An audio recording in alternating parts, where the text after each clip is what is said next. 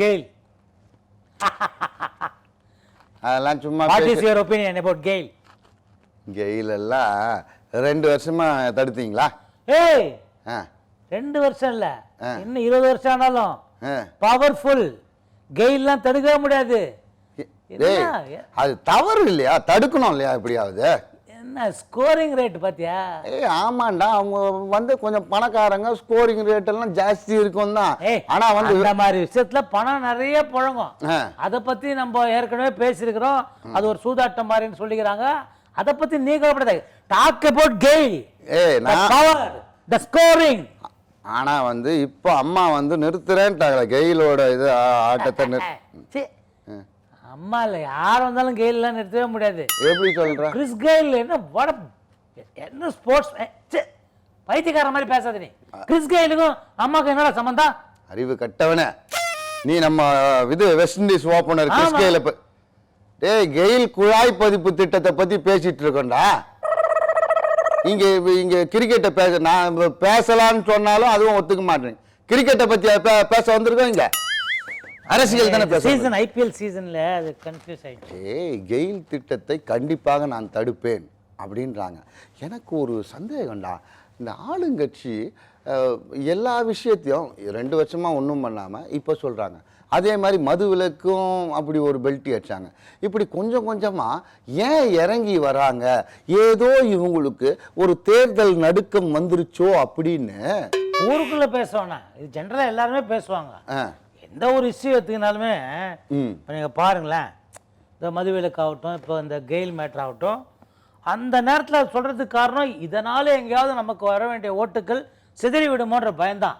இந்த நேரத்தில் நான் இன்னொரு விஷயமும் தெளிவுபடுத்த விரும்புகிறேன். தெளிவாக சொல்லிவிடு. கரெக்டாக அந்த தேர்தல் நடத்துகிற சமயத்தில் சில ஒரு சின்ன விஷயங்கள், அவங்க நினைக்கிற விஷயங்கள் கூட ஓட்டை சிதற அடிச்சிடும். என்ன சின்ன உதாரணத்துக்கு நீ பார்த்தனா, அறிவிக்கப்படாத மின்வெட்டுன்னு சொல்லி வடபழனி ஏரியா, வலசரவாக்கம் ஏரியா, அப்புறம் அந்த மந்தவெளி, மயிலாப்பூர், இந்த மாதிரி ஏரியாலாம் டெய்லி ராத்திரியில கரண்ட் கட் ஆயிடுது. ஐயோ, அவங்க நினைச்சுக்கலாம் இது ஒன்றும் பெரிய விஷயம் இல்லை, இது புரச வாக்கியத்துல கூட நடக்குதுடா. இப்போ அந்த கெயில் மாதிரி மதுவிலக்கு மாதிரி இந்த நேரத்தில் அந்த இவங்க இரிட்டேட் ஆகிட்டாங்க வச்சுங்களேன், ஓவர் நைட் அதுவே வந்து மாற்றி ஓட்டு குத்துறதுக்கு இதாகிடும். அதனால நான் என்ன சொல்கிறேன், தேர்தல் நேரத்தில் ஆளும் கட்சியோ இல்லை வேற யாரோ வந்து கண்டிப்பாக வந்து இந்த மின்வெட்டை வந்து அமுல்படுத்த மாட்டாங்க. இது ஒரு வேளை ஆளும் கட்சிக்கு எதிரா வேற யாருன்னா செய்யற சதியோன்னு ஊருக்குள்ள பேசிக்கலாம். நான் தான் பேசுறேன்டா. பேசினாலும் அதுல உண்மையும் இருக்கலாம். சரி, இதெல்லாம் தேர்தல் கமிஷன் பார்த்து நடவடிக்கை எடுக்கணும். ஆனா அவங்க அதை விட முக்கியமான ஒரு விஷயத்துல நடவடிக்கை எடுக்கிறாங்க. என்ன நடவடிக்கை? இப்ப நீ வந்து சொல்லும் போதே சிரிப்பு வருது. நீ ஒரு பொதுக்கூட்டத்துல நல்லா பேசிட்டு வீட்டுக்கு போனா உன் பொண்டாட்டி என்ன பண்ணுவா? பொதுக்கூட்டத்தில் நீ உன்னை பேச வைக்க மாட்டாங்க, நீ நல்லாவும் பேச மாட்டாங்க. அது உண்மை.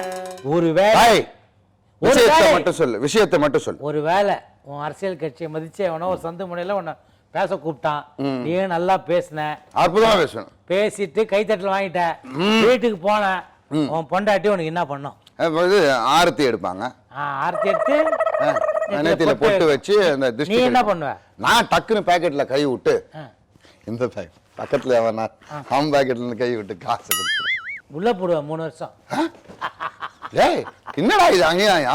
ஏய் காலகாலமா நம்ம வந்து நம்மளுக்கு ஆரத்தி எடுத்தாங்கன்னா தட்டுல காசு போடுறது வழக்கம் இல்ல. ஆனா நீ ஒரு அரசியல் தலைவர் இல்ல, அரசியல் தலைவர் போய் பொதுமக்களை சந்திச்சு அவங்க அரசியல் தலைவர் மேல இருக்கிற அபிமானத்துல அவருக்கு ஆரத்தி எடுக்கும் போது அந்த அரசியல் தலைவர் அவருடைய பணத்தை எடுத்து போட்டா அதுவும் தவறுன்னு தான் தேர்தல் கமிஷன் சொல்லுதே. ஆரத்தி எடுக்கிற ஏழை மக்கள்லாம் எப்படியோ இவங்க எம்எல்ஏ ஆகி வருவாங்களா மாட்டாங்களான்னு தெரியாது நம்மளுக்கு. அதனால ஆரத்தி எடுத்தா அப்போ ஒரு 500 1000 கிடைக்குதுன்ற இதுல தான் ஆரத்தி எடுக்கிறாங்க. அதையும் தேர்தல் கமிஷன் நிறுத்திட்டாங்களா? ஆனா 1000 கோடி எடுத்துன்னு போறவங்க எல்லாம் விட்டுட்டு இந்த 500 கொடுக்கறவங்க 1000 கொடுக்கறவங்கள 3 வருஷம் உள்ள போடுறாங்க. இது சரியா? ப்ரொவிஷன் இருக்குது, அவ்வளவுதான். ஒரு ப்ரொவிஷன்னா சட்டத்துல ப்ரொவிஷன்னா என்னது? இடம் இருக்கிறது, சட்டத்தில் இடம் இருக்கிறது. ஓ ப்ரொவிஷன். அதானே சொல்ல வந்தேன். ஆமா. அதைத்தான் நானும் சொல்றேன். இதெல்லாம் அமுல்படுத்துறீங்களே, மொத்தமா பணம் எடுத்துட்டு போறாங்க. கண்டெய்னர்ல இருக்குன்றாங்க, கப்பல்ல இருக்குன்றாங்க, விமானத்துல போகுதுன்றாங்க, ஹெலிகாப்டர்ல வருதுன்றாங்க. அதையெல்லாம் ஏன் தடுக்க மாட்டீங்க? இருக்குன்றாங்களே, அதெல்லாம் ஏன் தடுக்க மாட்டீங்கன்னு ஊருக்குள்ள பேசிக்கலாம். ஆனா அதுதான் பறக்கும் படை இருக்குதே, அதுக்குன்னு ஒரு பறக்கும் படை வச்சுக்கிறாங்களே. வேண்டாம், அது அப்படியே பறந்துகிட்டே இருக்கே தவிர இறங்கி வந்தா தானே விஷயம் என்னன்னு தெரியும். அப்படி நான் சொல்லலா, தேர்தல் கமிஷன் என் மேல எதுவும் நடவடிக்கை எடுக்கக்கூடாது. நான் சொல்லல, ஊருக்குள்ள பேசிக்கிறாங்க. டேய், எனக்கு ரொம்ப மகிழ்ச்சியா இருக்குடா. என்ன யாராவது ஓசில கட்டிங் வாங்கி தரேன்ட்டானா? அது டெய்லி எவனா வாங்கி தருவான், அது வாங்காம இருப்போமா? அது இல்லடா, புதிய மகிழ்ச்சி என்னன்னா நடிகருக்கு சீட்டு கிடைச்சிச்சா. ஏய், இந்த காலத்து நியூஸ் சொல்லினுக்கிற. அதான் ஒரு கட்சி விட்டு ஒரு நடிகர் போய் ஒரு திருப்பி வந்து அவர் சீட்டு கொடுத்தாச்சு, அப்புறம் காமெடி நடிகர் சீட்டு கொடுத்தாச்சு. எப்போ அந்த கதை இதெல்லாம்? ஐயோ, நீ வந்து அந்த பக்கம் பேசுறப்பா. நான் இந்த சூரிய கட்சியில பேசுறேன். சூரிய கட்சியில சாமானியத்துல நடிகர்களுக்கு சீட்டு கொடுக்க மாட்டாங்க. புரட்சி தலைவர், அப்புறம் லட்சிய நடிகர், அந்த மாதிரி நடிகர்களுக்கு கொடுத்துருந்தாங்க. அதுக்கப்புறமா வந்து நடிகர்களுக்கு சீட்டு கொடுக்கறது வந்து ரொம்ப கம்மி பண்ணிட்டாங்க. அதுக்கப்புறம் நம்ம நடிகர்களோட பையனுக்கு கூட கொடுத்தாங்க, அவர் வெளில போயிட்டாரு. இந்த மாதிரி எல்லாம் சலசலப்புனால நடிகருக்கு சீட்டு கொடுக்காம இருந்தாங்க. ஆனா இப்ப வாகை சொல்றதுக்கு அருமையான பேச்சாளர், நல்ல சிந்தனாவாதி, அவருக்கு ஒரு சீட்டு கொடுத்திருக்காங்க. கட்சிக்காக உண்மையில உழைச்சவர், எந்த காலகட்டத்திலும் கட்சியை விட்டு விலகாத அவருக்கு கொடுத்திருக்காங்க. மிகுந்த அபிமானம் உள்ளவர். அவரை போன்று குரல் மாற்றி பேசக்கூடிய திறமையும் உள்ளவர், மேடைகள்ல பண்ணிருக்காரு. ரொம்ப அற்புதமான நடிகர். அவருக்கு ஒரு வாய்ப்பு கொடுத்திருக்காங்க. அவருக்கு வாழ்த்துக்கள். ஜெயிக்கிறதும் ஜெயிக்காததும் மக்கள் கையில இருக்கு. ஊருக்குள்ள பேசுறதை வச்சுதான் அது நம்மளுக்கு தேவையில்லை. ஆனா அவருக்கு வாழ்த்துக்களை தெரிவிச்சுன்னா. வேற என்ன நடிகர்கள் பத்தி சொல்ல விரும்புறியா? சொல்லணுமே. இப்போ நான் வந்து போட்டியிடுற எண்ணத்துல இல்ல அப்படின்னு சொல்லிட்டு இருந்த பூ நடிகை அவர்கள், கொண்டையில் தாழம்பூ நடிகை அவர்கள் இப்ப என்ன ஸ்டேட்மெண்ட் கொடுத்துக்கிறாங்கன்னா, சோனியா காந்தியும் ராகுல் காந்தியும் பேர் சொல்லக்கூடாது, கட்சியின் மேலிடம், தேசிய கட்சியின் மேலிடம், அன்னையின் பசுவும் கன்றும், அப்படியே வரலாம். அப்புறம் தமிழ் கட்சியின் தலைவர், மாநில தலைவர், இவங்க ஆணையிட்டா நான் வந்து மயிலாப்பூர்ல கூட போட்டிடுவேன், இல்ல ஆர்கே நகர்லயும் போட்டியிட ரெடி. ஆனா ஆர்கே நகர்ல ஆல்ரெடி இவங்க அனௌன்ஸ் பண்ணிட்டாங்க, சூரிய கட்சி இவங்க அனௌன்ஸ் பண்ணிக்கிறாங்க, சூரிய கட்சி அனௌன்ஸ் பண்ணிட்டாங்கல்ல. அங்கேயும் ஒரு விமன் கேண்டிடேட் தான் நிக்கிறாங்க. அந்த விமன் கேண்டிடேட்னா பெண் வேட்பாளர். Oh, you mean women candidate? ஏன்னா அங்கேயும் women candidate, இங்கேயும் women candidate. It is equally correct, na? Okay, go ahead. அண்ணா சென்னு பாக்குறேன் நான். அவ்வளவுதான். இல்லன்னா என்ன பண்ண? இல்லன்னா என்ன பண்ணுவே நீ? வானா விட்டு அது வேற. அப்புறம் அன்னி கோவம் வரும். சரி, ஓகே. இப்போ என்ன சொல்றேன்னா, நான் வந்து அவங்க நிக்கிறேன்னு சொல்லிக்கிறாங்க, ஆனா அதே சமயம் இன்னொன்னு சொல்லிக்கிறாங்க. என்ன சொல்லிக்கிறாங்க? அதே நேரத்துல எனக்கு வெறும் கட்சி பிரச்சாரத்தில் ஈடுபட சொன்னா கூட நான் ஈடுபடுவேன். கூடி சீக்கிரத்துல அவங்க நிக்கிற ஒரு செய்தி வரும் என்று நான் எதிர்பார்க்கிறேன். அவங்க நிக்க மாட்டேன்னு தீவிரமா பேட்டி கொடுத்தாங்க. ஆமா. ஆனா வந்து அன்னை, அப்புறம் இளைய தலைவர், இந்த தேர்தல் பொறுப்பை எல்லாரும் போயிட்டு இந்த மாதிரி காங்கிரஸுக்கு நீங்க ஒரு தூண், நீங்க சுதந்திர போற இது அந்த வழியில வந்த ஒரு இந்த கட்சியை நீங்க வந்து கண்டிப்பா காப்பாற்றணும், சிரிக்க கூடாது, நீங்க தான் நிக்கணும்னு வற்புறுத்தி இருக்கிறாங்க. ஆனா ஊருக்குள்ள என்ன பேசுறாங்கன்னா, அன்னி பெசன்ட் அம்மையார், மகாத்மா காந்தி, பெரும் தலைவர்கள்லாம், நம்ம பெருந்தலைவர் எல்லாம் இருந்த இதுல இவங்க கிட்ட போய் நின்றுக்கிட்டு எப்படி அந்த கட்சியோட நிலைமை இப்படி ஆயிருச்சு அப்படின்னு காந்தி இருந்தாரு, அவ்வளோ நேரு இருந்தாரு, லால் பகதூர் சாஸ்திரி இருந்தாரு. ஆமா. இப்ப அவங்களே திருப்பி இருக்க முடியுமா? அதுதான் நான் கேட்கிறேன். அந்த காலகட்டத்துல அந்த மாதிரி ஒருத்தர் தான் செலக்ட் பண்ணுவாங்க.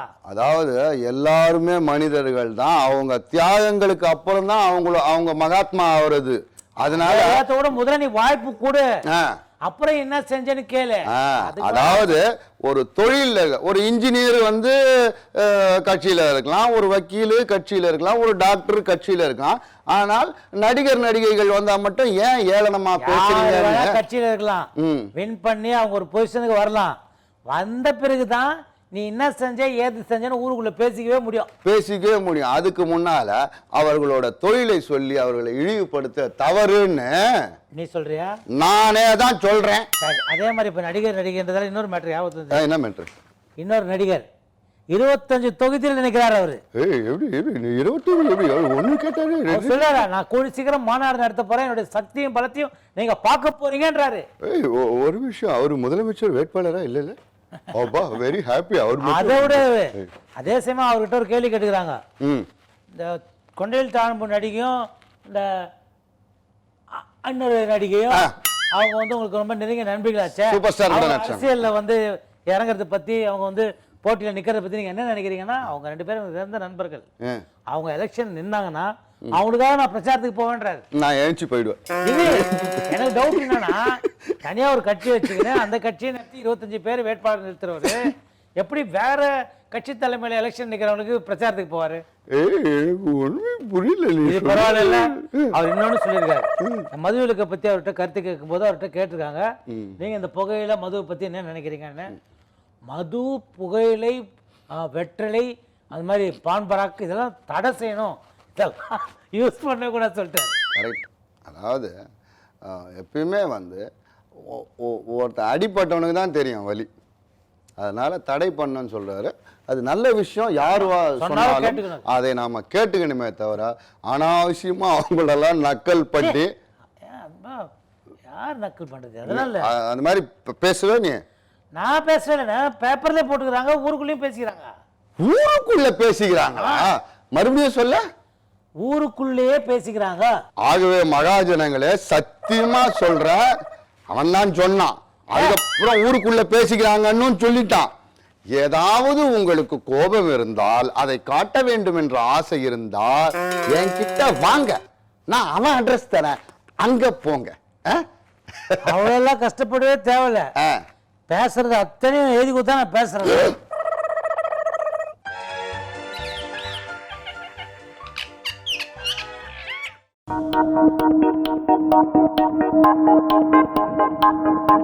Thank you.